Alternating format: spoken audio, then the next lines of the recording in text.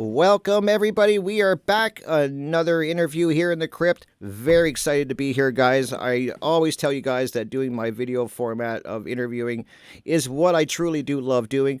Also, love doing radio, though, guys. I can't lie. So, I'm really doing both. And I think that doing a video interview, though, is where I started and probably what I enjoy doing the most. But I am really looking forward to this one. And I just want to thank everybody who is talking in the comments about the interviews I'm doing and giving me your thoughts on my guest and that. I appreciate you guys so much, and I can't thank you guys enough for all the support that I'm getting. It is an amazing thing to witness when you have people kind of interacting and giving their thoughts on what is being talked about. And some of these topics that we dive into are pretty heavy. They're pretty deep, but I think they're also topics that need to be discussed. So I am really excited to have my guest on for this interview. I did have them on my radio show a few months back, actually. It was quite a few months back. Went really amazing. A lot of the people that heard the Radio 1 interview that we did I got great feedback from it, to the point where they were asking when I would have her back on.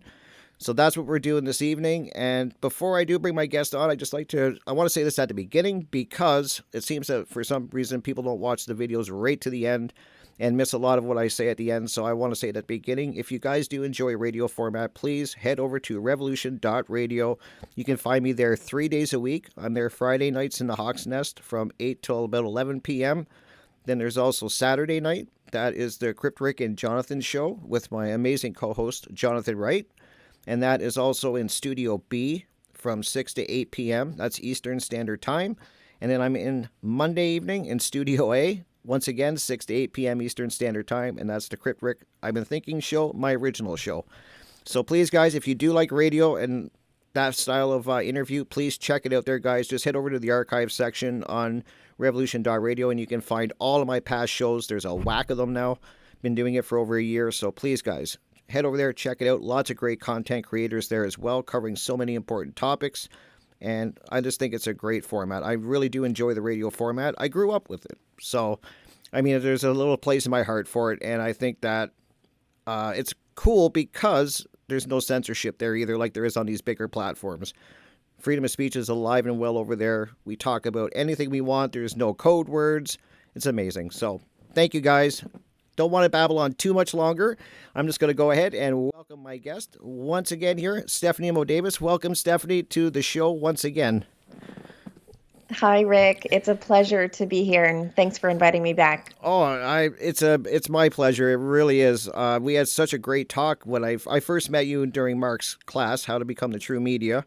And That's right. I had to get you on the show because the things you were talking about after class, I just knew that you were somebody I had to get on there, because we were just talking about so many of the things that I cover, and I think it's important. And so I will at the end make sure, Stephanie, that you can let everyone know where they can find your content, because you're doing some great stuff, and I want people to definitely check it out. I'll leave links in the description so everybody can get to your content. Thank Doing you, great Rick. stuff. Yeah. So we kind of talked about some deep topics that we could get into, and so I'm looking forward to that. But for people that don't know you, Stephanie, maybe if they've never seen your work or heard the interview that I did with you on the radio, can you maybe let people know a little bit about your journey and how you got to where you are now? Absolutely. So, well, you know that my name is Stephanie MoDavis, and I found Mark Passio's work in this community probably about 7 to 8 years ago. And I've been quietly watching from the background, and it's such a pleasure to get involved lately with some of the people that are on One Great Work Network. I want to say it's been such a breath of fresh air. The honesty, the vulnerability, the passion, people taking action, the honesty, the truth. It's so beautiful for me. My other job that I have right now, working with a nonprofit. It's actually my nonprofit, and I have a co-founder. It's called Awakening Healthcare. And as all of you know, there's layers upon layers of complications and difficult topics arising in that Mm-hmm. community. So it's sometimes draining. So to be a part of this community, it's such a pleasure. My journey started within my work, really revolving around my illness experience, which also coalesced me by default into the medical community. Prior to this experience that started when I was 20 years old, I was already a yoga teacher and I had a lot of experience in natural health, in doing inner work, in Eastern philosophy, and practicing yoga, mindfulness, meditation. I was really steeped in that since I've been about, I'd say, 16 years old. So I had this beautiful, loving, supportive experience with self development and self growth. And then I got catapulted through my illness into the medical community. And it was just a complete dichotomy of what I had been used to, as so far as more of a natural style of healing. Hmm. Now, that being said, my illness became very severe very quick. So, one thing that I like to always mention is that there are times that the medical, healthcare is absolutely Right. necessary. Yeah. So, it's important for me proceeding to develop an understanding that the medical side needs more of the holistic and the alternative and the natural and the nutrition and the inner work and the trauma work and all of these things that really profoundly changed my experience with medicine. And it's something that the people that I'm connected to within my particular illness group, which would be kidney disease, autoimmune disease, and then I've had 2 organ transplants. So there's a huge community that I'm in touch with and that I commune with, who aren't really told, don't really do the degree of investigation of all of these other means of getting through their illness besides, using drugs. Right. And I want to say, if you're going through something traumatic and you need something to help you through it, like, by all means, I get that. But my issue and my passion is helping to bring this education of inner work, inner self development, inner healing, or natural medicine, as so far as just food and eating properly and exercising, lifestyle, things that help our lifestyle, as a means to coalesce with these people who are going through illness. So this really was my experience, this dual world of Eastern practices. I taught yoga for 20 years. I had 3 yoga studios, and Wow. the aggregate of the patient at my studios would come in and very often say the same thing. They would say, I've got an issue, I'm getting a divorce, I have cancer, or, I'm in a lot of pain, I want to make a change. There was always some sort of catalyst as to why they came in the door. And then they would proceed by saying, I see a therapist, I try to eat good, I do what the doctors tell me, and I still don't feel good. And at some point, I really started to do this scientific method on my own, from my own experience and with these clients. And I started to realize, well, I'll be damned. There's such an underlying thread of they enjoy my studio and classes because what we're doing is we're sharing the inner work together. Hmm. We're talking about these very deep, soulful, spiritual, traumatic experiences and working on how to recapitulate the beliefs that kept us stuck. And it just cultivated into something so beautiful. And people would say to me, wow, I feel like I've gotten more help from you than I have my therapist in 5 years. And again, not to poo poo therapists, because for some people it works great and some therapists are excellent. And I see now more than ever certain therapists are trying to upgrade their level of wisdom and knowledge to get more connected with these terms like inner work. So that really was the beginning of my journey to get me where I am today. I have the yoga studios, really, really, really powerful transformations with my clients and with myself, just really being in this community-based setting, talking about the stuff that a lot of us are afraid to talk about, doing the stretching, doing the very deep pranayama and breath work, getting the exercise, getting the breathing, talking about nutrition, and then getting that very deep, meaningful, soulful connection with people that had like minds.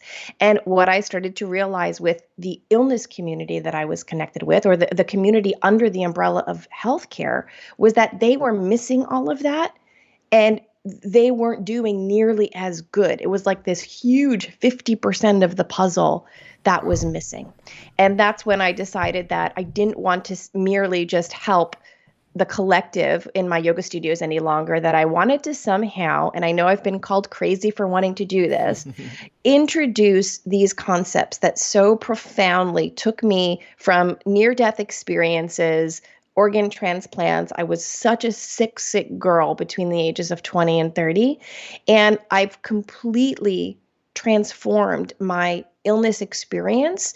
And, not only is my health better, but the way that had gotten through that long-term traumatic experience, I've been able to turn it around and make something really, really beautiful out of that pain, out of that hardship.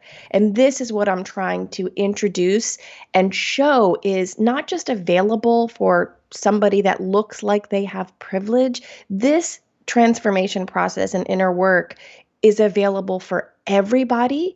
It doesn't cost much. You don't have to go anywhere special. It's something we can start in the comfort of our own home, especially if you do have an illness.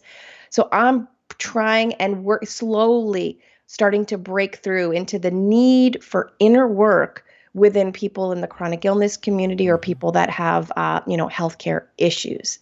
So that's kind of long rant, but No, that's that's kind of what I amazing. do. That's amazing, thank you for sharing that because I think it's important that people hear stories like yours and even mine to some degree. Though I don't like to talk about it too much because I don't ever want it to define who I am. So I mean I will answer questions on it if people ask, I totally get what you're saying because when I was 16 I started showing symptoms and getting chronic pain, and then that was followed by a year of doctors testing me. And I mean, I never had so much blood drawn out of me and was at the hospital so much getting testing. And it took them a year to pin down what I had. Hmm. And I was definitely at that age, I didn't know any better. And my Yeah. mom and my dad didn't know any better either. It was kind of, we were raised doctor knows best. And we kind of got thrown into the medical side of things. And I just trusted what doctors, I thought they knew best. I thought they knew what they were doing. In a lot of cases, I found out that they really don't have this aspect of healing yourself and doing it without the medical, like going down the path of pills, I guess, and all these big pharmaceutical drugs, which I was on for a lot of years. That's kind of the route that they put me on, Right. which led to a lot of things. I mean, it wasn't working, and so I'm glad that we're kind of going to be talking about the importance of doing the work on yourself, because once I started doing the work on myself and dealing with things is when the change happened. At first, as I've told people in other episodes, I when I first got diagnosed, and I blame this a lot, Stephanie, the way the doctors handled it too, because I had doctors telling me, with your condition, and that's what I call it, guys. I'll either call it an inconvenience or a condition, but for it's my disease. But from this point on, I'll probably call it my condition. For just, I don't like the word disease. I think it's powerful, and so words have power.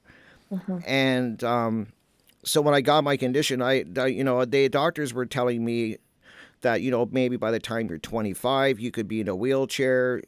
This is where you're going to have a tough life. You're going to be very limited. And when you're 16 and 17 years old and hearing that, it's like your whole world implodes. Like, I mean, at that age, I think we're all really struggling. We don't know who we are, and we're really trying to find ourselves. And so to get that kind of news, and I wasn't spiritually mature at that age by any stretch of the word, and so I really, hearing doctors say that, I don't think even some doctors realize the power of what they're saying to people. I think it would have been a totally different game, Stephanie, if they would have said to me, "Listen, you got a tough road ahead of you, but it's doable."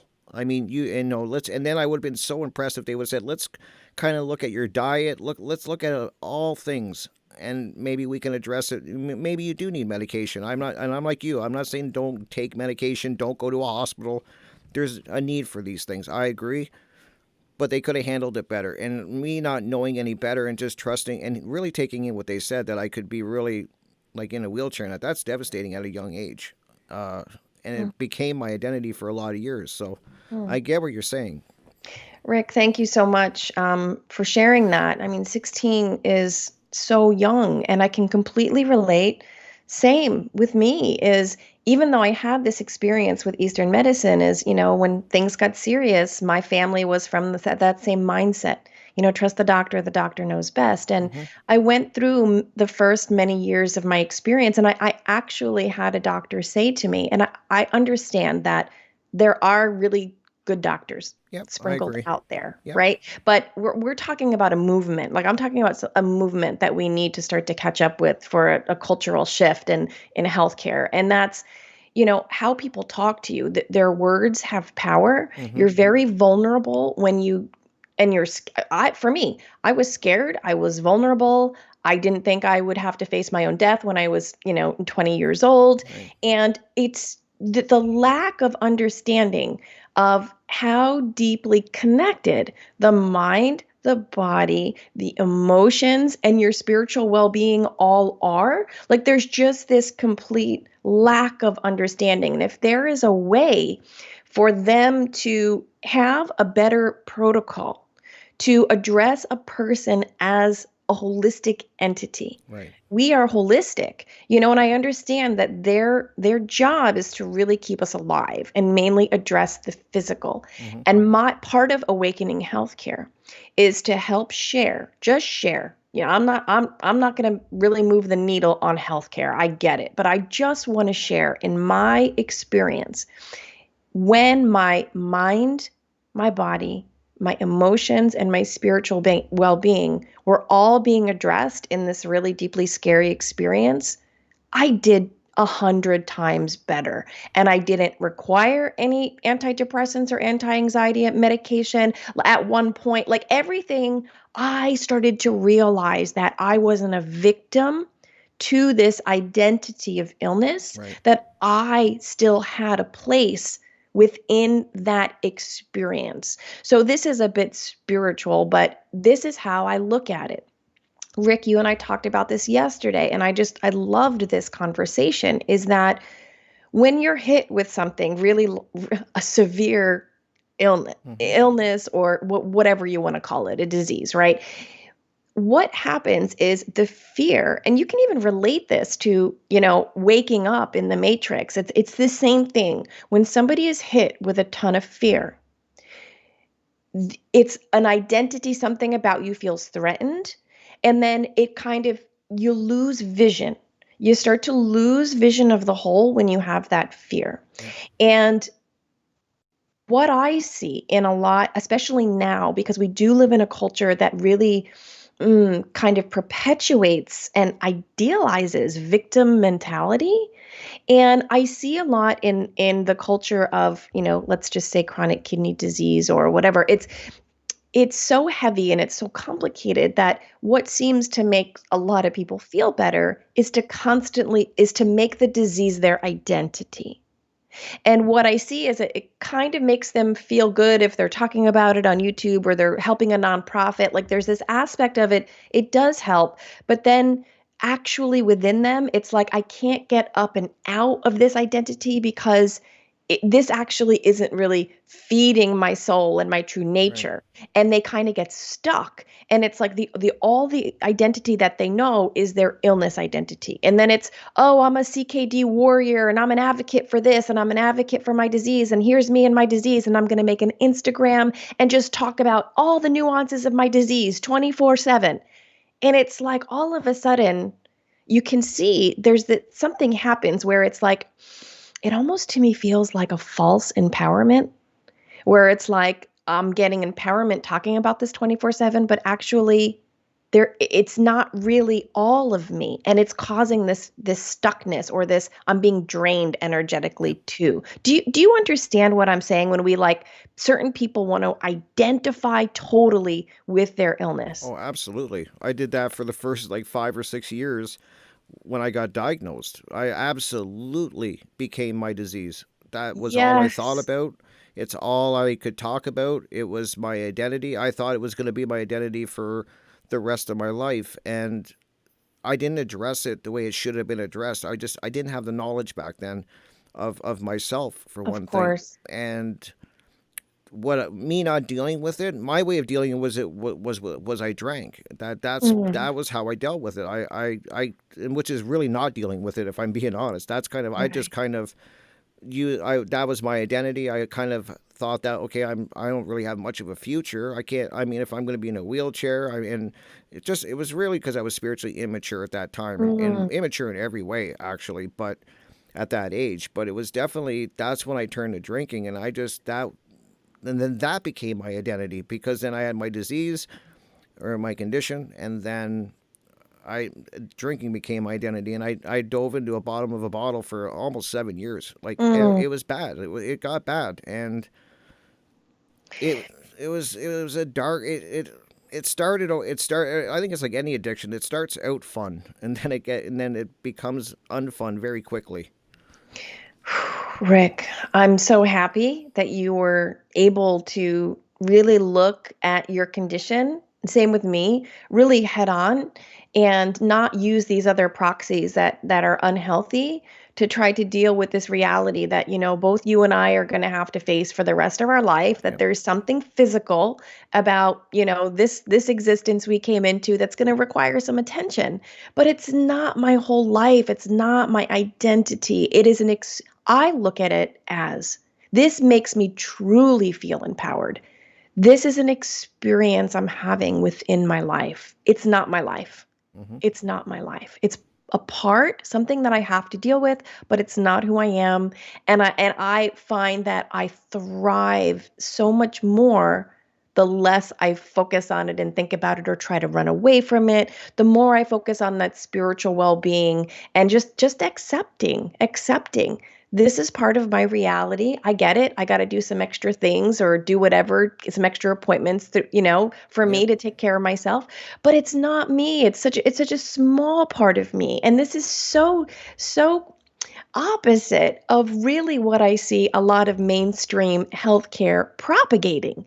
It's come get, they want your illness to be your identity in a way. It's like constantly talking about it, taking pills, come to the doctor every 3 months and just like it's almost like they'll kind of squeeze you into that model if you don't break out. And as we're talking, it's so interesting because it is almost like, how do I live with a condition, right? Hmm. Without getting sucked into the matrix that is healthcare and the way that modern healthcare treats disease.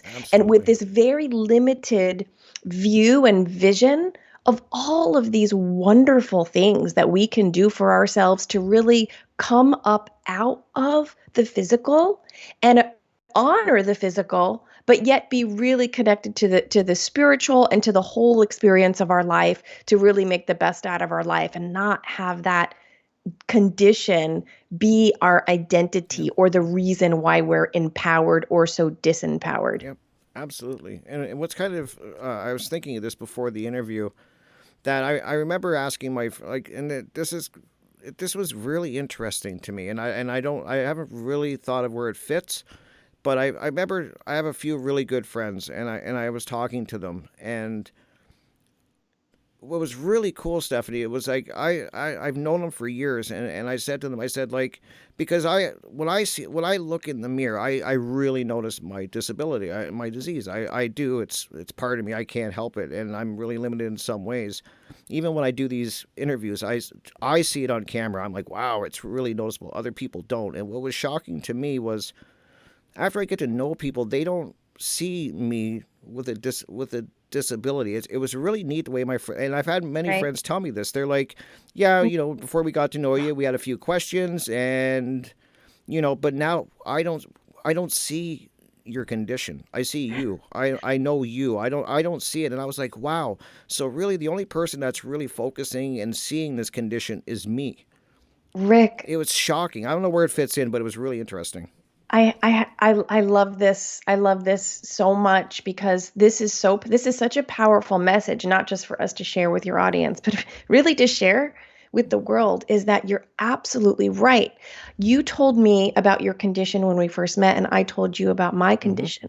But when I see you the other day, when I saw you on the round table that Yep. we did, that I so thoroughly enjoyed, I didn't notice any of that. I just was like, hey, there's Rick. Yep. But that's because you're also not it's not your identity. I just see you as Rick. Like there's Rick. Like there's nothing I'm physically seeing about you that I'm focused on because you're letting all of the other qualities around the condition arise so much more fully and bloom so much more fully that we don't see it. Yeah, isn't that? Yeah, it's so true. And I'm glad I thought of that during this interview because I wanted to bring it up, and I was like, I can't forget to bring this up to Stephanie because it was really that was a big moment when my friends told me that, and it wasn't just like one friend said it. I asked a lot of my close friends and even family, and they're like, I don't know, we don't see it anymore. Like, it's you're you, like, and you're right, Steph. Like, you have to let your other qualities shine through. It's so Yeah. important, and I do know people that are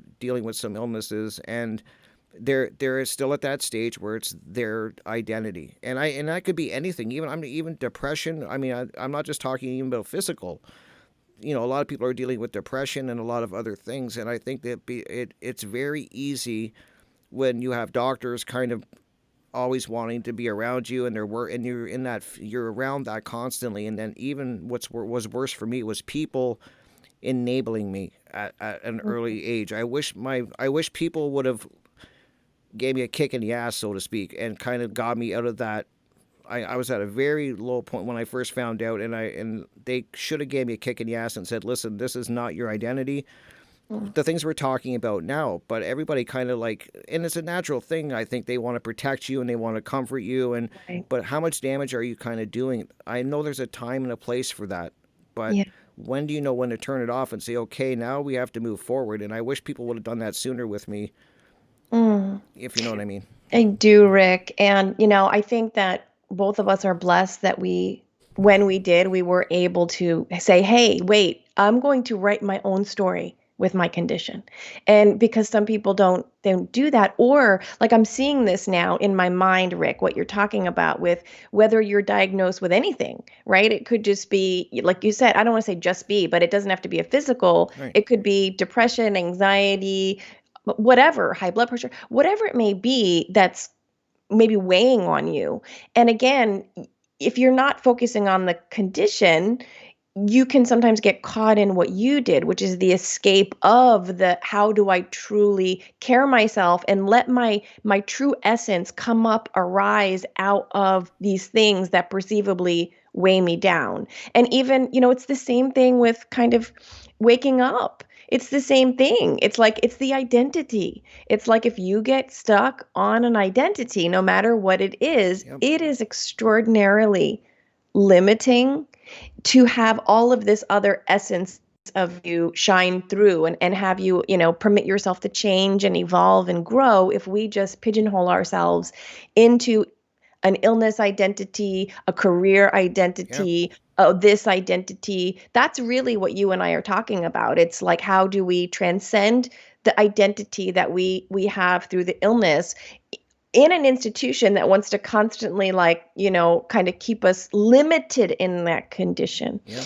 And how do we transcend that? So what's awesome, I'm just realizing I'm going to toot our own horns here for just a second. I usually don't do that, but not only were we able to kind of wake up out of the matrix, but we were able to wake up out of the conditioning from the traditional healthcare model of keeping it more of a limitation and a fear around these illness or condition than Hmm. the true empowerment, which is to take care of ourselves as much as possible and not deny that it's there, but to make it just part of our experience and let the rest of us really, really shine through. Yep. I agree, and that you said a key thing there, Stephanie. That you have to acknowledge it, and that is, I think, was like I was saying at the beginning. That was a key moment I remember is when I finally just had enough, and I really did. I was like, I'm, and especially after I got over like the age of what they said I'd be in a wheelchair, I was like, wait a minute, like, okay, I'm 5 years over this supposed deadline where I was not going to be able to do anything.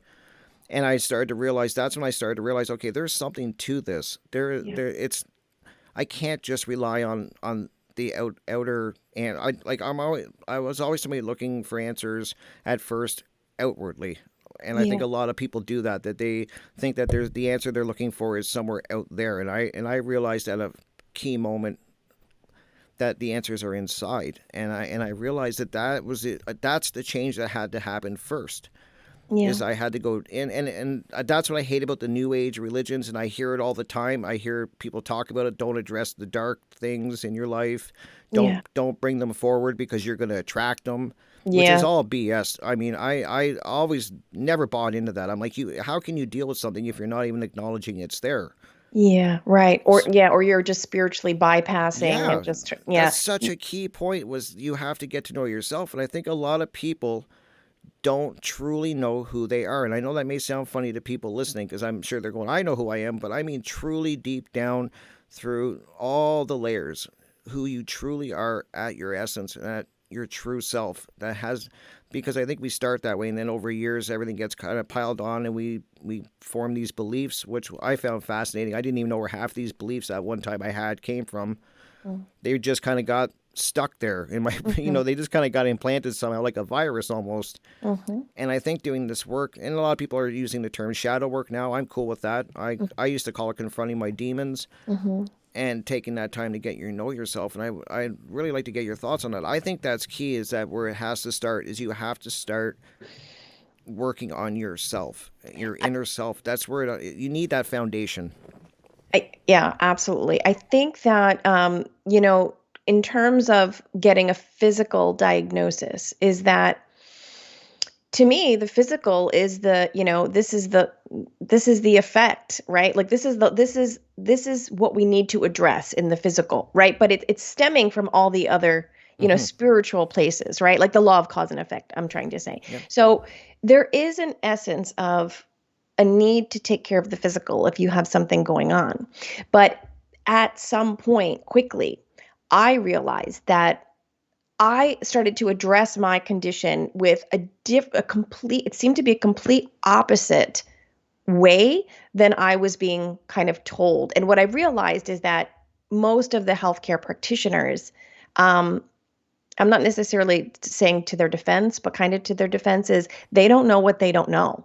Yeah. They have been completely brainwashed into this is what healthcare is, and this is everything about, here's all the knowledge, and there's none of that shamanistic inner guide, transmutation, transformation, shadow work, mental work, and that realization of how profoundly our thoughts and our beliefs and our emotions are connected to these physical Yep. manifestations. And there is such a profound connection. And so at one point I realized my illness, right? When I look at it head on, I don't avoid it, I don't bypass it, I don't self medicate or medicate to shift out of really looking at and confronting it right in the face. Hmm. When I confront the reality of my illness, it it's a gift because I realize my time is limited. What I do, and I had to learn to face my own death. This Me is too. something that my illness really made. I could not run or escape the pain and confusion and sadness and darkness of saying, wow, this could kill me. Right? I had to look at it. And when you don't avoid it, which unfortunately I think some of the ways in which the current medical system treats is we medicate to create this mental stupor. And then we don't have the mental capacity or strength to face it. Yes, it's complicated. Yes, it's very hard, but there are people that can help Yeah. profoundly with people who want to face it head on. Because if you look at yourself and you realize how life is short and every day you get up, and like you said, Rick, every day, I have to take some pills for my organ transplant Hmm. so my body doesn't reject it. That's not really by choice, right? I don't want to lose it. I've already had two. So Right. I'm reminded every day of this. But I can look at it and it can limit me, and I can be depressed and sad and go on medication and talk about this and be a victim of it. Or I can get up every day and realize that this is my life and this is what I deal with, and I'm going to make the absolute best out of it by focusing on everything else but that. Yeah. And that inner work, that choice to really look at yourself, face death, get mature about life. Life is short. Shit happens to good people, Hmm. and this is something that we have to just admit. And then once you face it, we stop running, we stop drinking, self-medicating, being a victim to it. All of these things are all proxies and ways that we avoid really looking deeply, I think, within our own soul and accepting what we were given in this lifetime and trying to make the very best out of that. You can only get there when you just turn the vision completely back within yourself. Yep. You make peace with who you are, where you are. None of us know what's coming, right? People that don't have illness, I think very often they live life possibly thinking that they have an extended period of time to do whatever. They're not thinking about the fragility of life like we do. And it's like anybody could lose their life at any point. But to me, my illness and my pain and my suffering around it has been my gift, not my detriment. It's been my gift to get me to wake up and mature up and to be my fullest self around this as soon as possible. So for me, again, it's not, I don't say F my disease and F that, I say thank you. Thank you, because you woke me up and I couldn't be more happy than the life I've been given with the way I show up within my soul and my spirit to be, of service to humanity. Right. So, Makes that's so, thank you. That was so powerful what you're saying, and it's so true that you have to look inward and confront. And I noticed when I started doing the shadow work on myself that these things that in my mind were so much bigger than they really were. And yeah. I mean, they become monsters Yep. when you kind of ignore them and you let them grow. And I would be like, wow, like. And then when I started really doing, and there was definitely hard times. I mean, I Yep. went through a really dark period when I started looking inward to myself because I had to get brutally honest with myself and face some things. And Yep. and it was like you said, I realized, okay, I have this condition. It's not going anywhere. It is going to get worse over time. But how I approach it Yeah. and how I address it and interact with it on my personal level, interacting with my condition is very key to the results that I'm going to manifest. And That's right. that was such a powerful moment. And then I just want people to know that once you start, it's work. It's called shadow work for a reason. It takes work, and it's not a one and done. You don't do it on a weekend. I mean, try to do it every day. And I Mm. would love to get your thoughts on this, Stephanie, because I think a lot of the distractions that are out there, and I'm glad you brought up even the medications, because that's a topic I've been starting to really look into, is that people are really getting medicated out there because for some reason it's become a bad thing to have emotions. And then let me explain what I mean by that.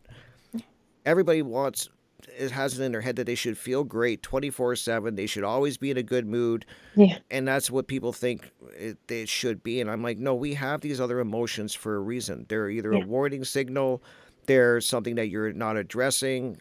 Yeah. There's a reason for them. And I really get worried when people, if they experience a down day. I have days where a couple days where I'm really down and I'm having a rough go of things, Hmm. but I'm not medicating myself for it. You Right. have to feel it, address it, and work through it, and then that's where it loses its power. And I think that doctors too quickly want to medicate people. And I'm not saying and we said this at the beginning, Stephanie, that there is a time and a place for it. I'll always Right. say that.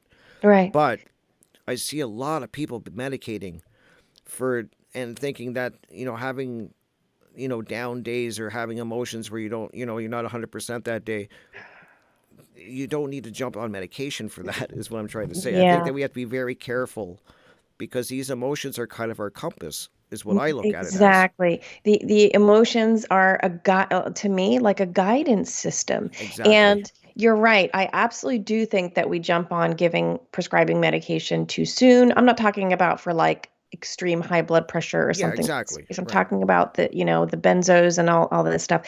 And again, I think that there's a medical fear of letting someone be in their darkness.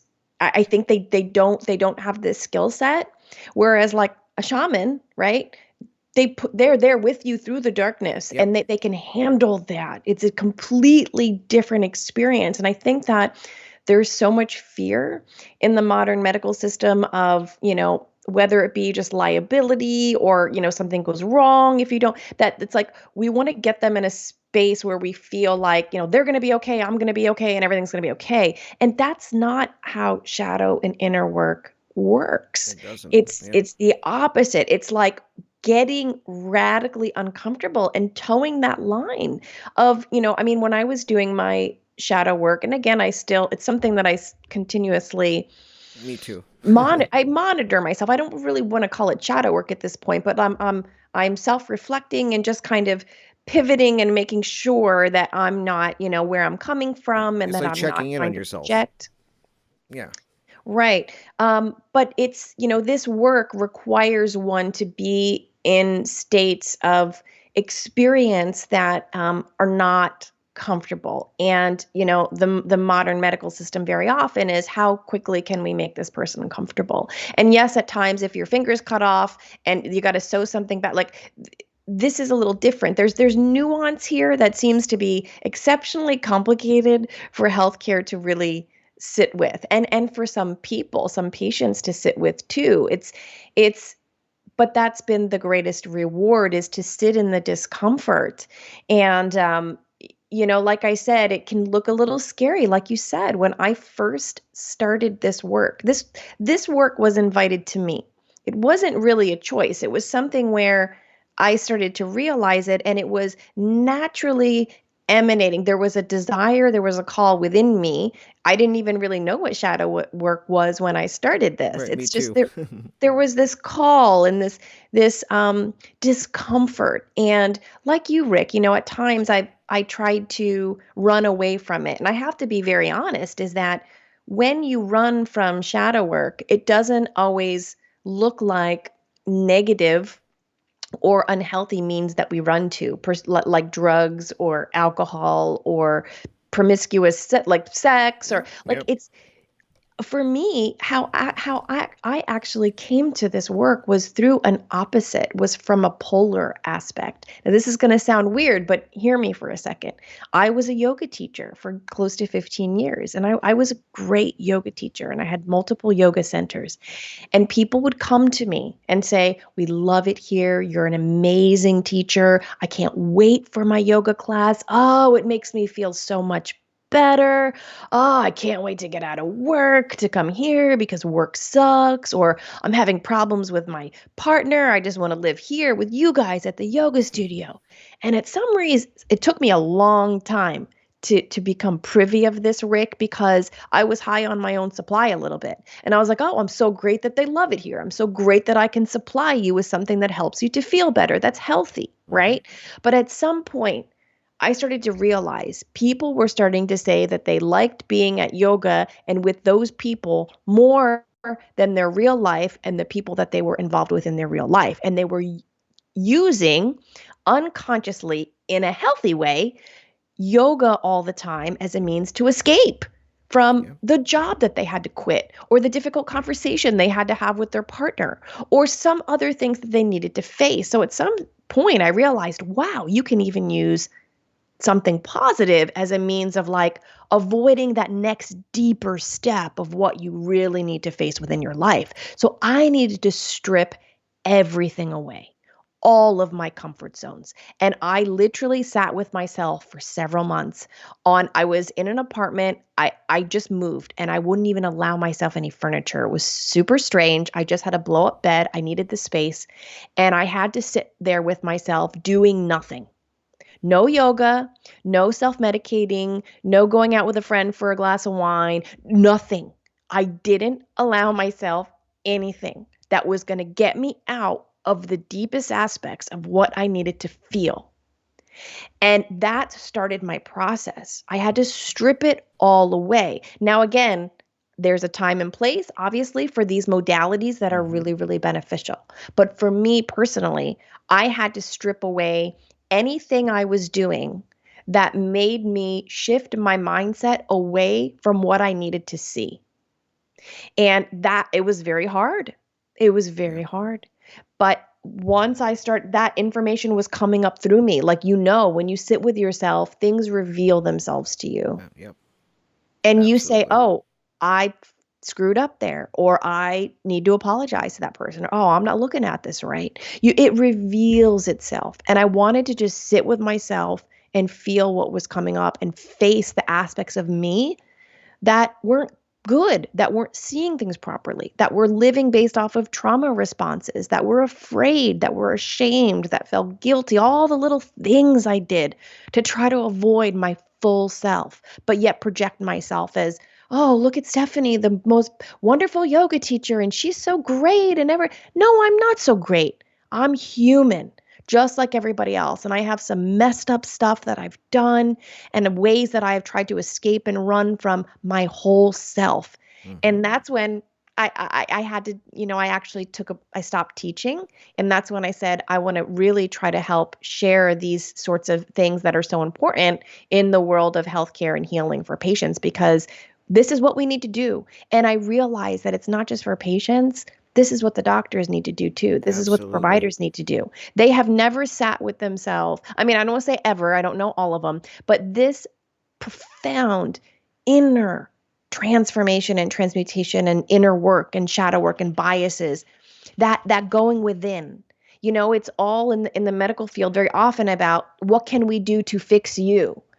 This is not what I'm talking about. This is how can we encourage the patients to go within to help work upon themselves.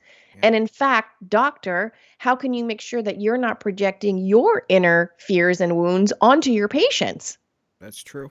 We all need this aspect of looking within. And I'm hoping, that having these conversations, these small little pathetic steps that you and I are having here, and, the One Great Network there are many people who are talking about this. And I think that none of us is really going to get away with being able to bypass this anymore, because for some reason in this time in history, it seems like all is being revealed, Yep. whether you want it or not. And that doesn't mean just about the government or about, your neighbor. It means about you, the inner workings of you. It's being revealed. Everything is calling for transparency. And if we're going to fix anything out in the world, it needs to be coupled with this commitment to our own inner work too. Absolutely. I couldn't have said that better, Stephanie. 100%.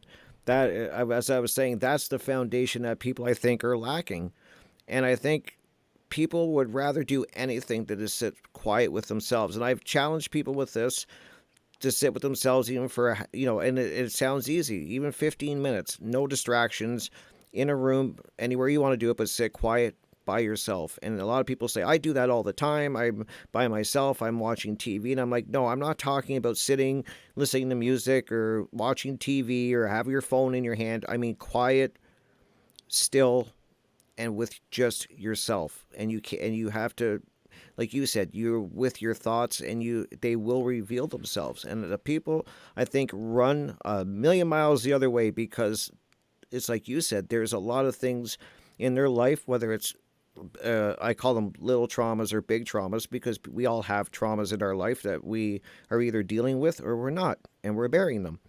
Mhm. And Yeah. parts of our life are of our who we are at the time that we don't like. And I think people get really uncomfortable and scared when they have to confront that. But that is truly the way out of where people are. And I see the distractions are out there. I see it with all around me. You have what's going on, and so like social media is a huge one. I think all the TV programs out there. All there's so many distractions. Pick your poison to stop people from doing this work. That this quiet time. I mean, when I think about it, how much quiet time do people have where Yeah. they're just with themselves and no distractions? I think I would say very, very little in most cases. Yeah. Yeah. Rick, I think one of the simplest things, I mean, I think that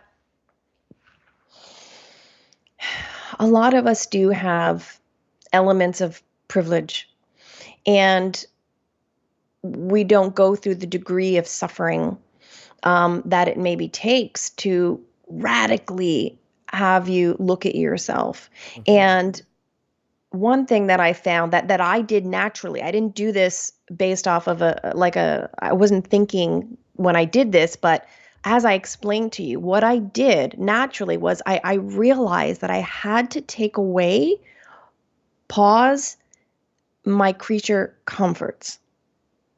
I had to stop doing those things that were, I was like, let me think of how I want to say this. Any little thing that I was using outside of just sitting with myself, I had to put a pause on those things, all those creature comforts, Hmm. to make myself more uncomfortable, to just be able to see the truth of who I was. I can't see the truth of who I am when I'm distracted or I'm doing other things. Again, those things, the necessary things, the externalized things, the practices and the methods and the outer world ways in which we mitigate and try to evolve and grow, certain of those practices came back into my life in balance. But for me to truly do the inner work, to really be able to see myself clearly, I had to take away anything that was really providing me comfort, and to sit in a state of suffering, to sit there and to not try to run or mitigate or distract or put my attention elsewhere. I had to sit there with nothing to help me. And I remember being on that blow up bed. I had a conversation with God, whatever, the God of your own understanding, and I said, it's like, it's just you and me. It's Yep. just me here in this moment, and I'm here to listen. I'm here to help you. Please reveal to me the bullshit that I need to see about myself. Please. I'm not running. I'm right here, and I'm not going anywhere or doing anything outside to mitigate this pain and discomfort until you reveal what I need to see.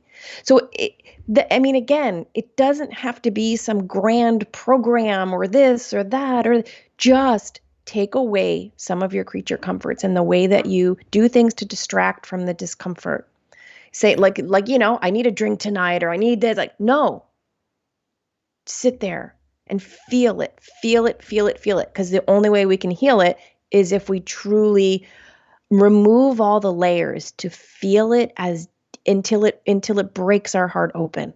And you can't touch that level of feeling if you're distracting in any way. It's like I keep realizing that there's so many built up layers that we all have Yep. to really feeling to the degree that it cracks us open. And that's really what we need. And, obviously some people get suffering, and it does. You get into an accident or something happens and it like radically wakes them up, Hmm. right? But here's the thing. We all don't want to be going through serious health issues or accidents to wake up from something. Very I true. think we're being called right now for all of us to do our own ritualized discomfort by eliminating, the TV, the movies, the this, the that, the going out, the alcohol, whatever it may be. Just stop it. Just stop it all for an extended period of time and sit alone by yourself and really let it reveal. Let the pain come up. Let it come up and let it move through you. In yoga, I always used to say emotions are your guidance system, but they're also energy and action, meaning that these feelings arise of depression or anxiety or frustration or guilt or shame or whatever. They come up. But as soon as you let it come up, the energy shifts. Yep. And then you realize that only if you're continuing to choose that emotion does it still exist in its negative state. It's like you Absolutely. realize actually that you have so much more control over your emotions than you realize, but you have to get to that point to strip all your layers away and let the full feeling come up. Sit with the depression, sit with the anxiety, sit with the guilt, sit with the shame, sit with the resentment. Be there like a mature divine mother would be for their parent, and hold yourself in that space, letting it come up, letting it come up. And at some point, you'll realize that if you let it come up, it moves and things drastically shift. Yeah. Absolutely. It's like you transform that negativity. It when you confront it, at least for me, it transformed into a positive energy. It's hard to explain when I Yeah. started to confront it, and that's when I really realized the power of what even you're saying, Stephanie, is that you have to you have to feel it. I mean, and I think that that's what a lot of people are lacking now is care, is what I see. They don't care about themselves truly. And I mean, a lot of people may get upset when you say that. Like I say, a lot of people I believe don't even truly like themselves. and they don't care about themselves at a very deep level. And I know at one time I was like that. I didn't truly love myself at one point. I didn't care. I didn't respect myself, but just by what I was doing to myself. And I had to get that brutally honest. Like you said, you have to strip away your comforts, but you also have to be willing to do the journey and do the work. And like you said, it doesn't. Some people, it's a like a chronic illness like you and I have, or maybe they get into an accident with drug addicts and other people. You hear they hit rock bottom. But Mhm. I like what you're saying. Like let's try to get the results that we're talking about without having to go and hit rock bottom or hit Yeah. have a serious trauma. And Yeah. that's what we're kind of talking about. And the work I do on myself, I try to do it every day. And I kind of like you said, I check in on myself. It's not so much that I have to sit now for hours a day and really, I've done that work. Right. So now it's more checking in. And I was telling you when we were speaking yesterday that after every conversation that I have with anyone, no matter how long or how short, even after this one, I will sit and think about it in Mm. detail and what was said and why it was said. And I just kind of I analyze all my interactions with people, which I think a lot of people don't even take the time to do that. And I found great reward in doing that. Yeah. It's Yeah. a really powerful thing when you really like look back at stuff and reflect on it, I guess is a great word. Yeah, it's so easy to, again, not realize the beauty in the present moment. Right, And again, for me, I'm getting information every day within my experience. right. And I'm really appreciating the interactions I have, whether it's with the person at the grocery store or whomever. Everybody to me, I see as a gift.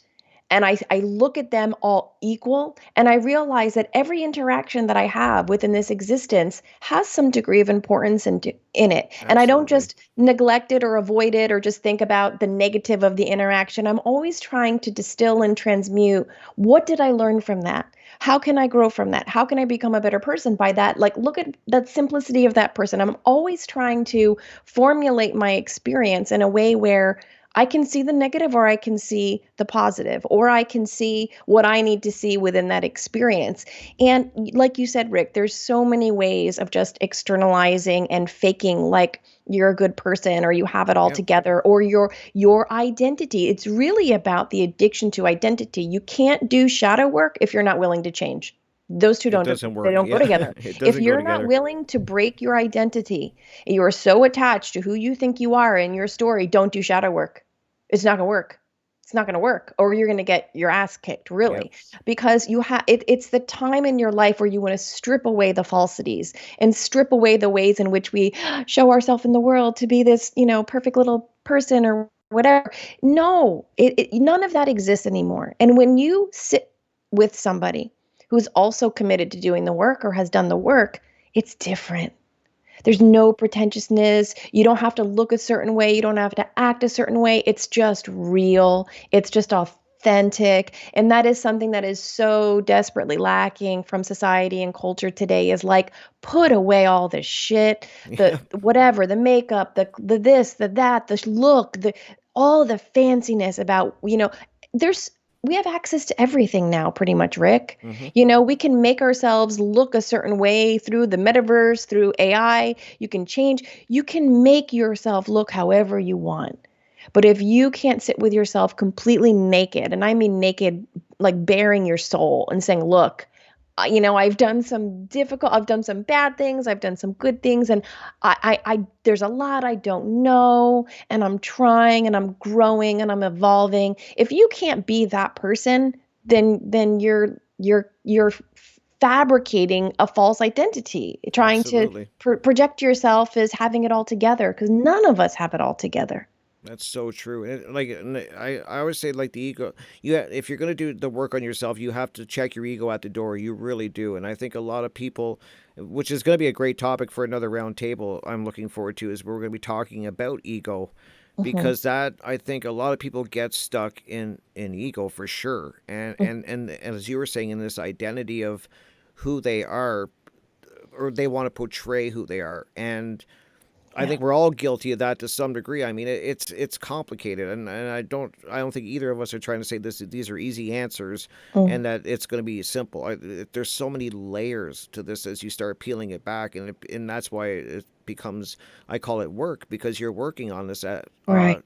over time, and Yeah. so you have. I think a lot of people have, and a great topic I'd like to ask you about, because ego, I think, is also a good thing, Mm-hmm. because ego also is what's going to drive you to become better at whatever it is you're doing. It's going to give you your confidence. Mm-hmm. I think the problem, Stephanie, is when the ego it becomes you who, I don't know how to word it. When your ego is your identity. Like that how do I word it? I mean, maybe you can help me. Like when you live Are your you trying to say when your ego kind of takes over and right, drives the ship, and then you can no longer see right. That's because your it. ego is then running the show? Exactly. That's perfect. Well, like you said, there's an important. I've had these conversations before with some really great people about, it. The issue is, I feel that doing the work upon yourself helps you to truly get to know yourself Right. and your history and where your limitations and traumas or wounds lie. Because here's the reality, if you're going to talk about ego, is that some people have an overabundance of ego as a protection mechanism, Yep. and they can become, very narcissistic or self-centered, and their ego's running the show because they have some sort of deep fear from their childhood, and they need to learn how to work with their ego, or to kind of put their ego in its right healthy place. But then there's other people who have grown up and they're afraid to be egotistical. Yep. They're so super humble that they're terrified to put themselves out in the world. They're kind of embarrassed. They don't want to be the center of attention. So these people need to work on creating a healthier relationship with their ego in a different direction. So there's so much nuance, but the problem is, you got to first figure out who you are. When I say that to you, I know myself. I know myself because of the shadow work I've done upon myself, and Mm-hmm. my tendency is to keep myself very small, and I'm afraid to put myself out in the world and be on stage. So my goal is to somehow have a little bit more of my ego help me to be confident to put myself out there. So again, you have to do the work upon yourself, I think, to actually know how to most appropriately take the steps within your life to help you fulfill this potential. If you don't know that about yourself, and then somebody says to you, you got to kill your ego and it's all bad and it's trying to keep, well, then you're getting the wrong message for who you are. Yep. Very true. You said it perfect. Because I was trying to find the right wording. You said it perfect, because I think it's a big topic. I really do. Ego is something I think that I don't hear a lot of people talking about. Not in depth. I mean, it comes up like kind of like in conversation and that, and I kind of touch on it. It's a difficult one because, as you were just saying, you have to do the work, and kind of like you said, some people What is it's your relationship with yeah. yeah, like what you everybody's different. Like some people, like you said, have too much ego. Some people, that's all it is this big chest thumping ego. It's larger than life. And then you have other people that they have no ego. Like It's so there's suppressed, it's so diminished. yeah, and Yeah, it's yep. Rick, I learned a lot, and I want to, maybe in the future, I might want to repropose this. Is one thing that I did do in yoga, my yoga teaching, that was very, very enlightening for people, is we went very deep into the Eastern tradition of the energy systems, the energy centers of the body. So in Eastern practices, this is called the chakra system, and I Hmm. don't want to get too woo and new age, I but I love will woo. say that this mapping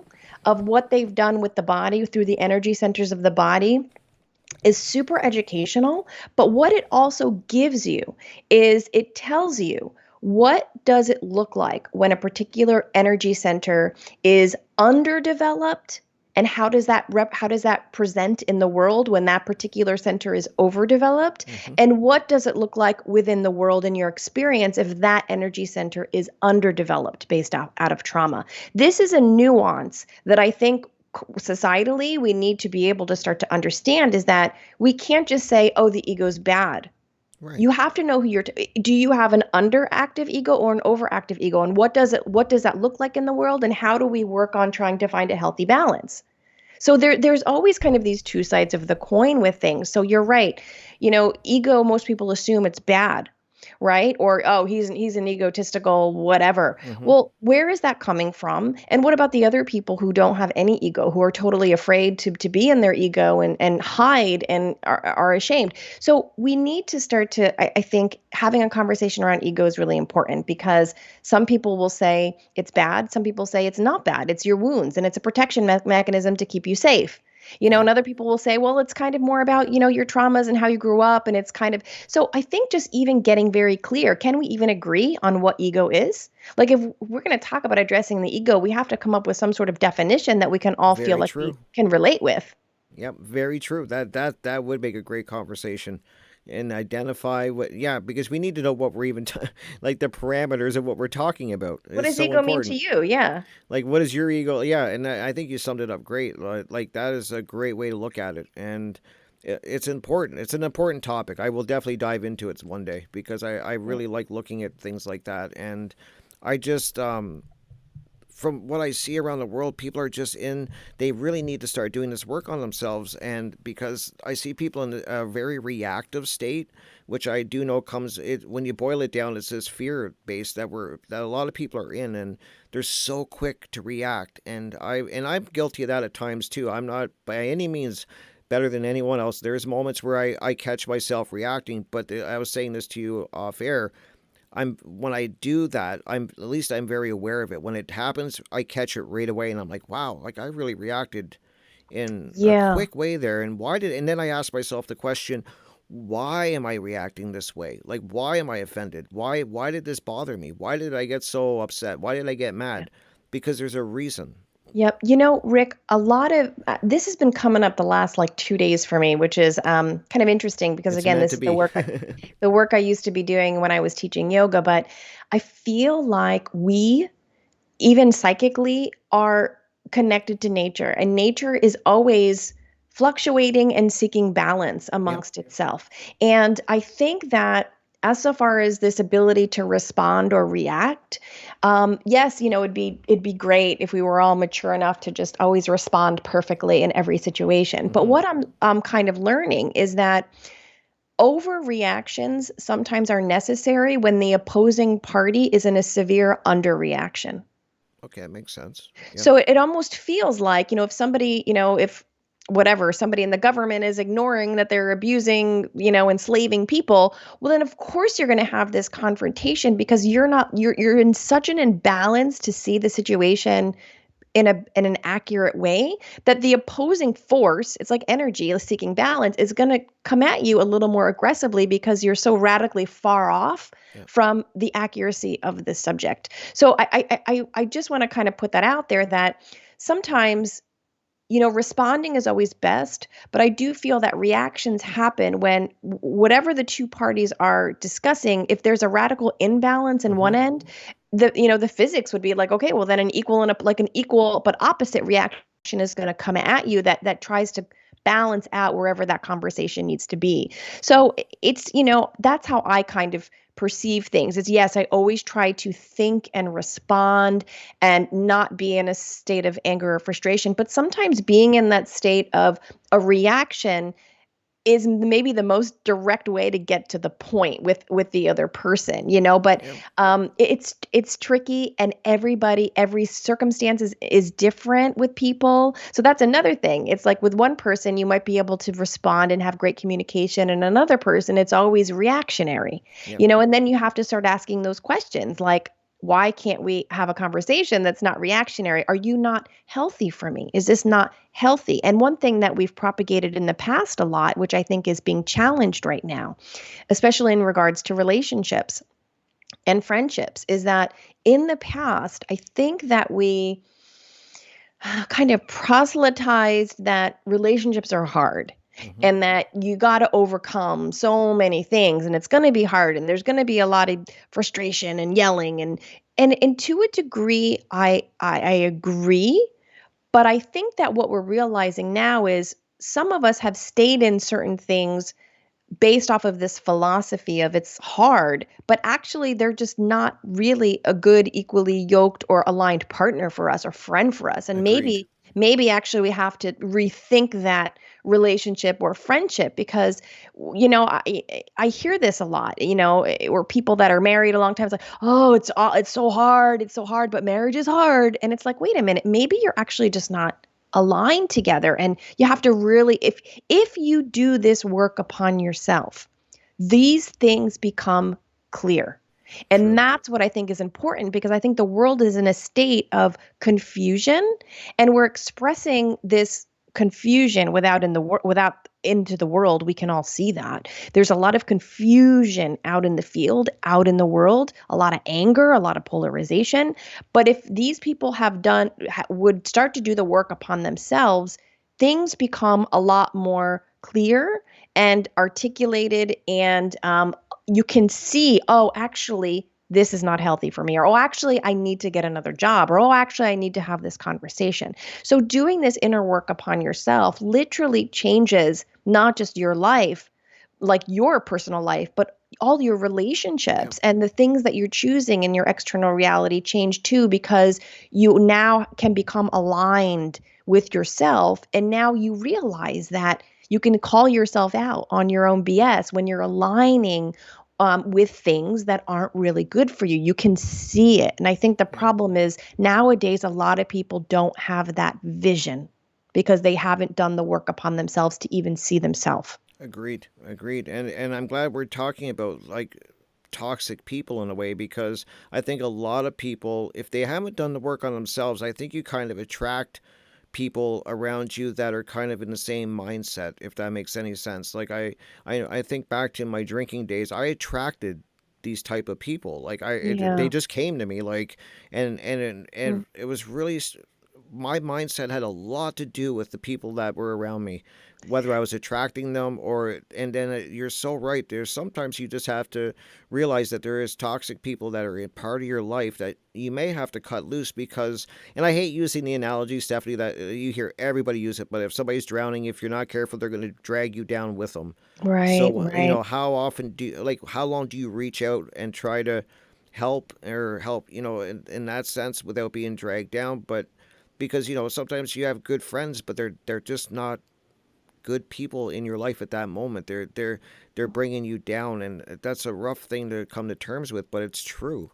That Yeah, and that's it right. goes for friendships, marriages, dating. I mean, it covers a broad spectrum. But then right there it is, Rick. If you have given over your sovereignty to your identity, Hmm. you become paralyzed to really make those shifts within your life because you're so invested. You have this whole story around your Yep. identity, and again, that's what we've done. That's what culturally, this is kind of how we've lived. And I think that this is an invitation for us to, instead of getting into situations that we eventually end up needing therapy to stay in, for Hmm. instance, like a marriage, right?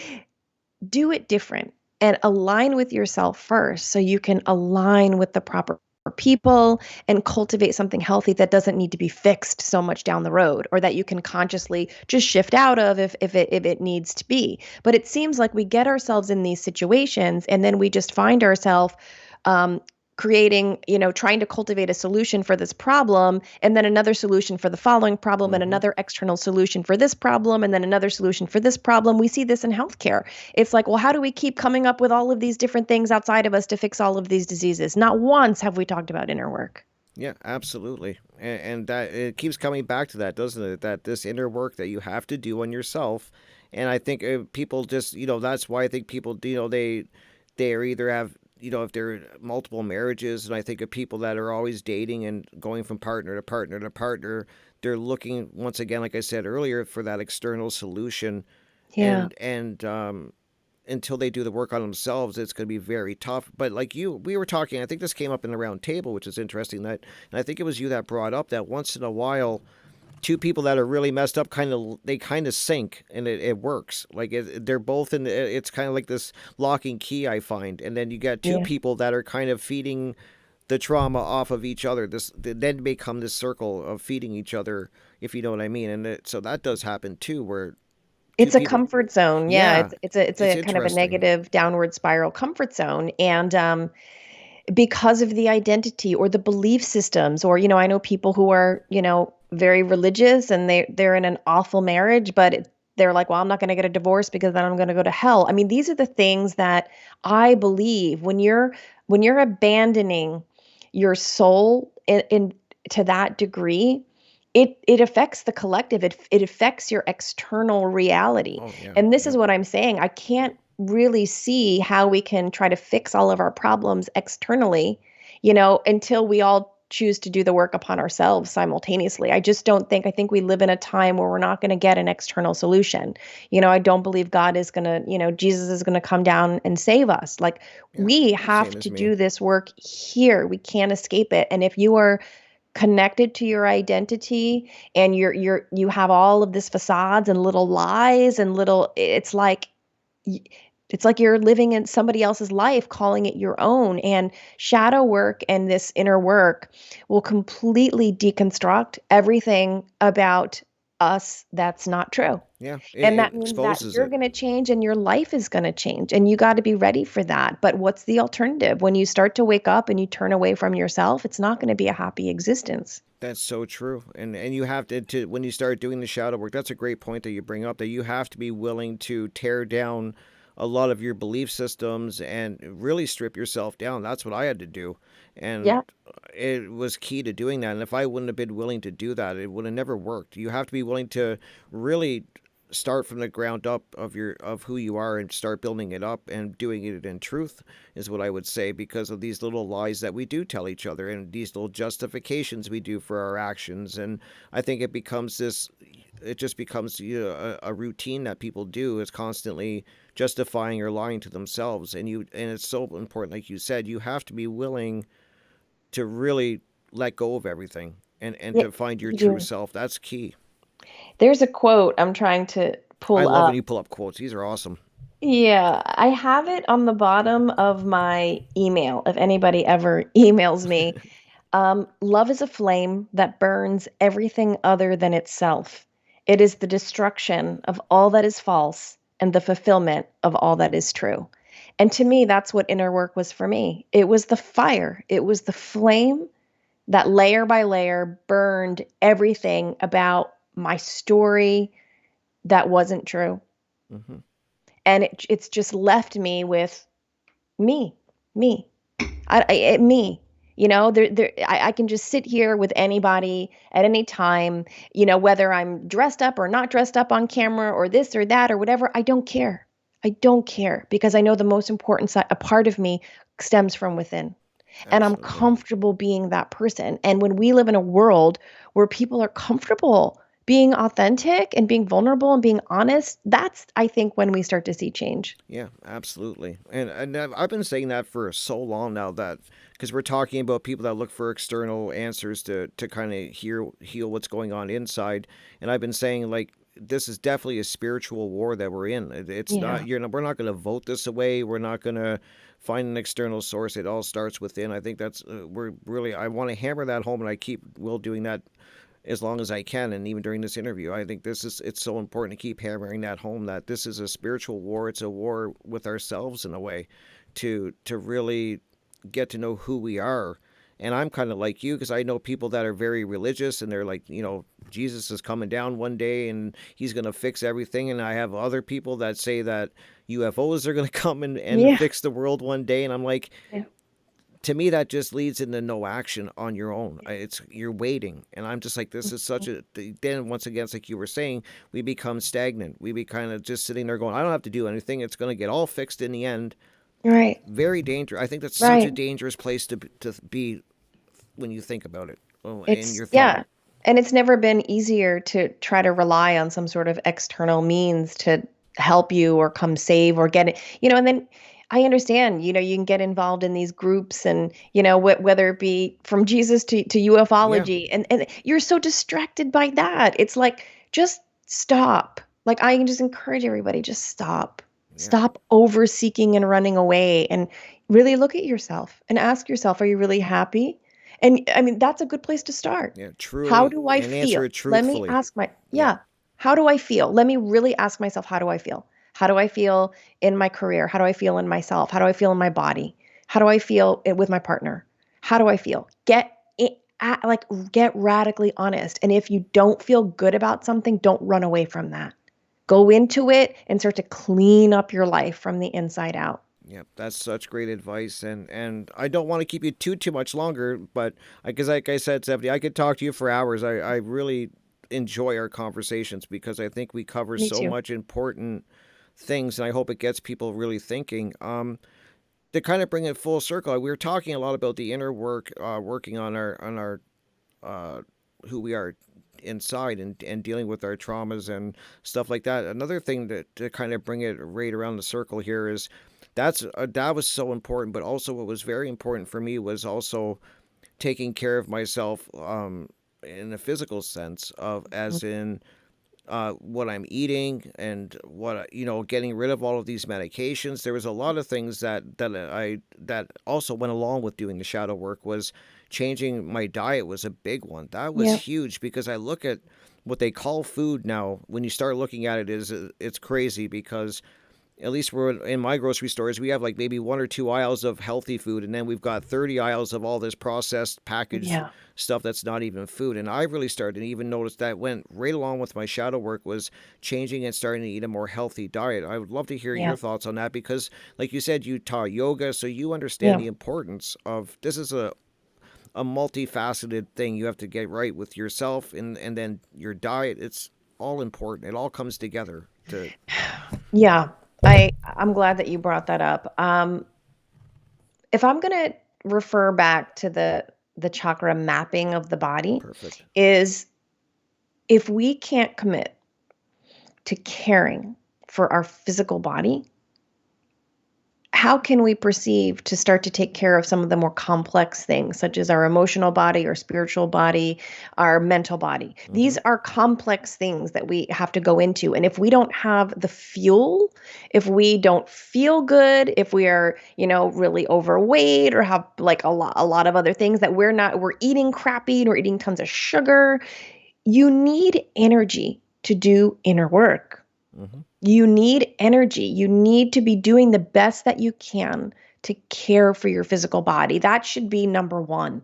If I would actually, doing inner work, I think would be extra difficult for somebody who wasn't taking care of themselves because things happen with your physical body when you start doing inner work. Things start to shift and change. So you need to have at least a foundation of trying to care and take care of yourself consistently. That should be number one, actually. Yep. Should be how, are you getting a little exercise? Are you eating well? Are you dumping the sugar? Like, are you doing that? That has to come first because doing this work is energetic and it's physical. It takes a lot of work to do inner work. So I totally agree with you. You have to find the diet and experiment what works for you.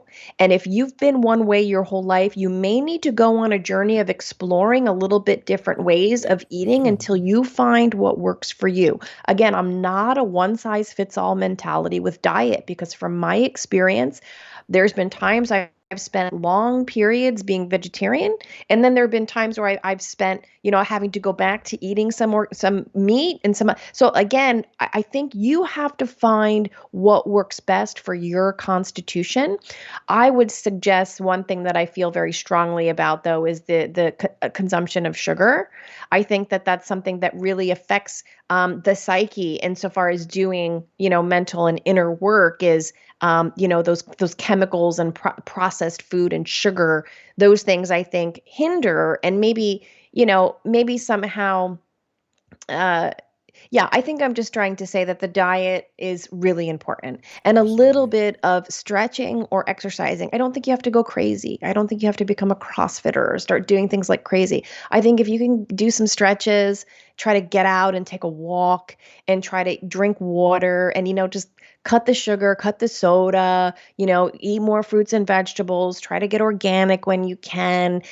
Don't be so strict that you can't do the inner work because you're so focused on your diet Yep. that's consuming too much of your energy. Then just do the best that you can consistently so you can start to work on some of the other layers of the self. Right. And for diet for me it was I love the way that you said that you should try different things because I'm like you like what may your diet may not work for me at all. Like Right. it just may not work, and especially when you start adding physical conditions like you have and I have, that Right. also starts playing a factor. So everybody's definitely unique, I think, in that. So it's I that's why I'm not a big fan of these big diets and these Yeah. fancy diets. We're all different, and Right. I did it slowly. That I also want to stress that to people. At first, I tried to radically change quickly, and that just was turned into a disaster because I had to do it incrementally and slowly. Like eliminate one thing and then add something and then kind of work at it slowly. I think a lot of people go at it. They're like, I'm vegan, and they just they go from being a meat eater to a vegan overnight, and I'm like, this is not going to work end well.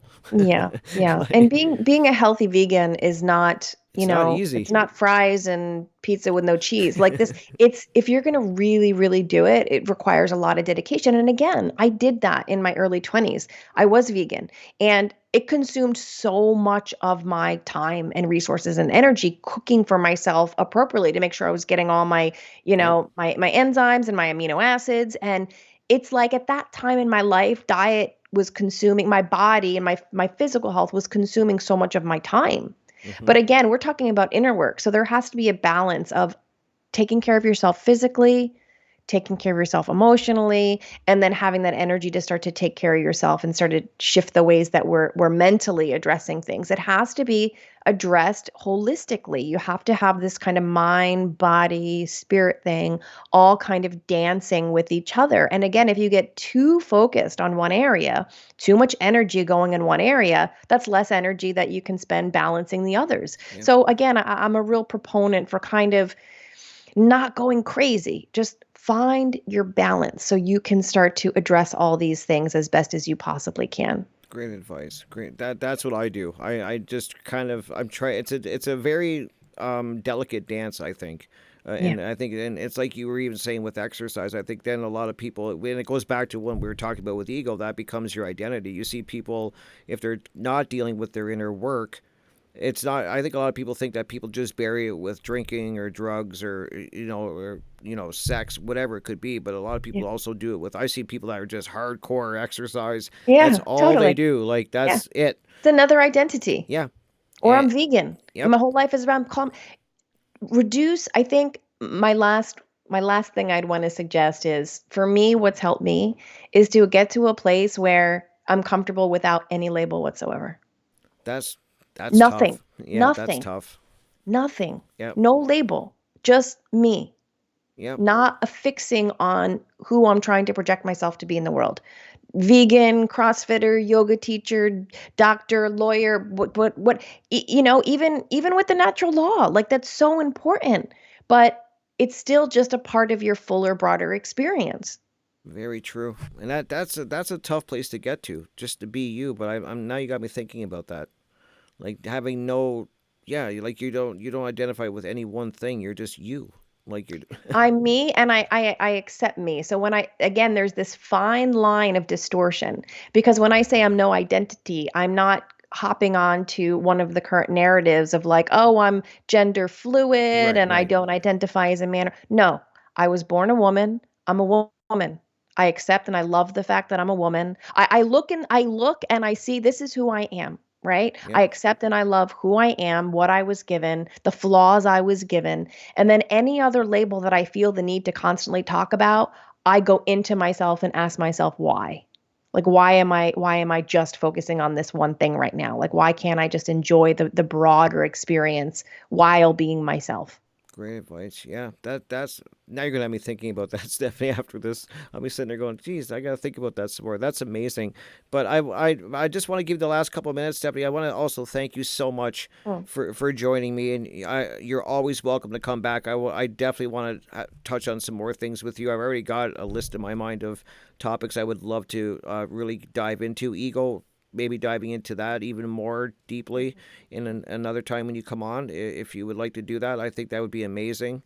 Um, you're always welcome back, Stephanie. I can't thank you enough for your time today. I was really looking forward to this mm. conversation because I learn a lot from these conversations that we have, and it gets me really thinking.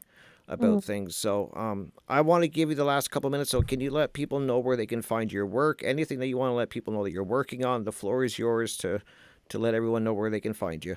Sure. First, I have to say, Rick, thank you so much for being you. It's been really a delight to sit and hold space with you and talk about these things and to see that we have these similar views about our conditions and not making it our identity. And I'm just so grateful and privileged to have met you. And I'm excited to be affiliated with you in the community more so proceeding forward. So you can find me. My website is stephaniemoddavis.com. My healthcare project is awakeninghealthcare.com. I have a YouTube channel called Stephanie MoDavis, just my name. And I'm on Instagram and Facebook and all the other places as well if you just look up my name. But my main work is really on my YouTube channel, and I write a lot on my blogs. I even wrote an article about Mark Passio recently on my blog. I So, got to check that um, out. yeah. Just trying to share information and more so just be myself and let go of any reasons as to why I feel like I'm not good enough just as I am. Yeah, I'm gonna definitely check all that out. I always keep an eye on your work too, as you know, and don't I want to let people know too that you were just recently part of a round table that we did with One Grey Work Warriors, and we were getting the female perspective of what it is to be a man, which Mm. that should be by the time I post this, that's going to be out. So guys, please check that out. Stephanie was on the panel along with Leslie Powers, Mhm. and you ladies brought in some great points of Mhm. view and a great discussion. It was an amazing discussion, and I learned so much just by listening to you and Leslie. And that's a tough question. I mean, and now we're going to be tackling what does it mean to be a woman. These are just, I think, we things that people should sit down and think about. What is it to be a good, and then go right to what is it to be a good human. Yeah, exactly. Especially in these times. Yeah, So it was such a privilege to be on that round table, and I hope that I can be a participant in the next one because I really want the feedback from men. I want to learn how I can be better too in this experience of evolving. And we're at such a unique time in history that defining these things is not so easy because we all have to kind of start back yeah. from square one and just say, like, we need to get ourselves straight and start just telling the truth and being vulnerable and doing the work upon ourselves before we can really clearly step into these roles. But Yeah, it's so beautiful to see that we have such a big community who's accepted that call. So it's I a agree, and privilege. it's an important. I think these are important questions, and when you can come together in a group and just talk about it, and you Yeah. don't always have to agree. You can agree to disagree, but Yep. just hear people's points of view. There's so much power in that, and I think that's really lacking in a lot of the world because I think people are so quick on social media. Like that's another one I'd like to get into with one day too. And I got so many topics, Stephanie, that I want to cover with you because I think social media is it's got its high points, but it's so destructive. I've seen it Mm-hmm. destroy people in my life. I've seen it destroy their lives. Mm-hmm. Um, and so I think that's another great topic. But it's great that I think it's lacking just getting together and being totally honest and authentic and just Yeah. talking about these important topics and willing to listen to each other and learn. I think that's so powerful. Yeah. Rick, thank you so much for allowing me to just be myself. I've discovered that it's an important part of the process to, I do have knowledge and I do have a lot of information, but for me, I feel most comfortable, especially talking to you and maybe even people in this network, is just showing up and just permitting myself to be and share from that space of vulnerability. So again, thank you so much. I'd like to have you on my show That'd be too, and awesome. let's just keep the conversation going. I agree. That'd be awesome. And my one friend that passed away, he had a YouTube channel, and it was called "You Were the Greatest." And I always want to tell my guests, Stephanie, you are the greatest. You are the greatest at being you, and Oh, nobody can do it better. And my friend used to say that to everybody that he would be in contact with, and he would always say, "Just remember, you're the greatest at being you." And I want to tell everybody that's listening that nobody can be better at being you than you, and you're perfect it's the way you are. it's taken me a long time to just be me, Rick. So thank you. Yeah, definitely. So thank you so much, Stephanie, and I will keep in contact definitely, and we will do this again. I promise. Thank you. All right, have a great day. You too. All right, take care. Well, there you have it, guys. Wow, I cannot thank Stephanie enough for coming and doing this conversation and this coming on the show. once again, as I was saying at the beginning, I did bring her on the radio show at revolution.radio. I will try to find that episode and post it on here for you guys, the audio of it, of course. Check it out, guys. She's got a lot of great stuff to say, and such just a genuine woman. And I love hearing her about her story and her thoughts and perspective on things. I learned so much, and I was really looking forward to this conversation today. And I will promise I will get her back on again. There's so many things I want to cover with her. As I was saying, I'd like to dive more into the ego. I think that's a really important one. We kind of did touch on it this one, absolutely, but I want to go a little deeper and really look at ego, because I think a lot of people are in that state. They just totally live in this egoic state, and it's who they are, and it's, they truly live with that state and don't know who they are inside. And I think it's so important that people start to discover who they truly are. And so I will definitely have Stephanie back on. Please check out the links below. I'm going to make sure I leave links to all the places that she said, so you can check her work out. She's doing some great stuff, great interviews, great discussions. It was awesome to have her and Leslie Powers on the round table for the One Great Work Warriors. So check that out, guys. That should be out by the time this video goes up. And so it's a great discussion. And make sure you also check out, because we did one, what is it to be a good man? I can't remember the exact title, guys. Please, oh my Lord, forgive me. But yeah, so what does it mean to be a man? And so we did part one where we kind of just the guys were talking about it, and then we brought on Stephanie and Leslie to hear a female's perspective on it, and it was so powerful and amazing. So please check out both of them. Lots of great stuff coming out. And I got a lot of amazing guests lined up for the future. 2023 is going to be an awesome year. I got some changes I want to do. I want to start putting up all the audio for my radio shows, because some people, they like this platform and they like the other platforms I post on. And so I'm going to start doing that. I'm going to start taking any interviews that I've done on Revolution Radio and bring them over here and just upload the audio for you guys.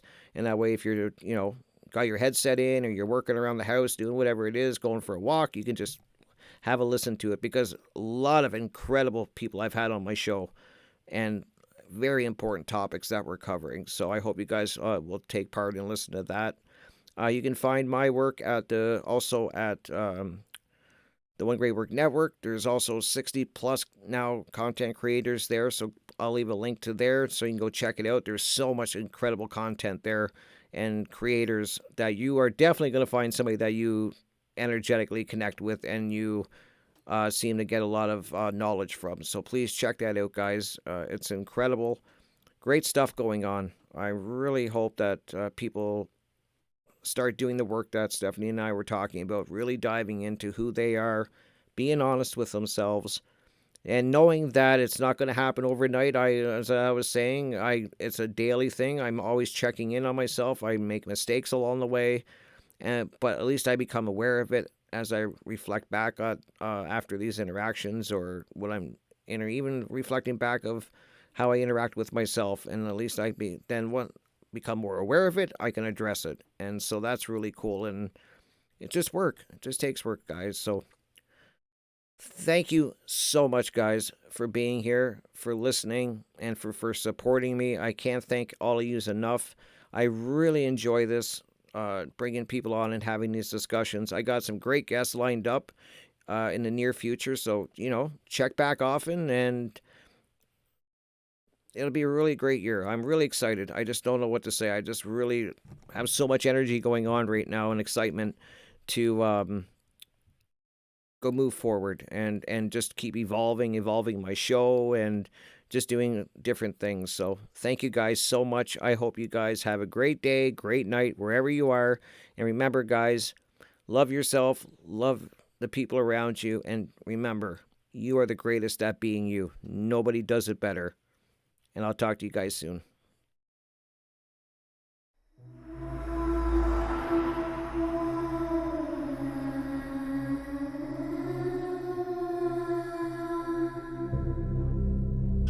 Are you interested in the paranormal, murder mysteries, cryptocurrency, and thought-provoking interviews?